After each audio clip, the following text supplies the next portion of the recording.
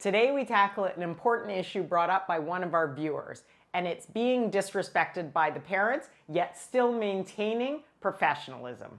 Join us as we break down the comment, understand the frustration, and discuss why maintaining a professional attitude for nannies is so important. If we haven't met before, my name is Michelle Kelsey and I'm founder of Nanny Solution by Nannies on Call. Each week I bring you videos to educate and inspire you to get better jobs and make more money. Let's break down and read this comment right now. Here's the comment we received.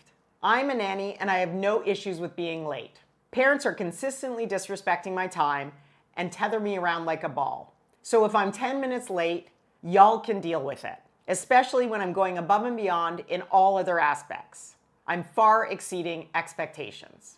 Here's why this comment reflects a bad attitude and can impact a nanny's career negatively. Professionalism. Punctuality and consistency are a key part of professionalism. Being just 10 minutes late can disrupt the parent's schedule and cause unnecessary stress in the household. It also shows a lack of respect for their time, which can then create a lack of trust in you and your abilities. As nannies, we set an example for the children we care for. By consistently being punctual, we teach them the value of time management and responsibility. If you do feel disrespected and overwhelmed, it's important to communicate this to the parents. You can express your concerns calmly and effectively. This can help lead the parents to a better understanding of what's going on and can lead to a more balanced workload. Word of mouth is incredibly powerful in the nanny world. I can't tell you how many nannies get their jobs and tell us that they've gotten all of their jobs through word of mouth. Being known as reliable and punctual can lead to better jobs in the future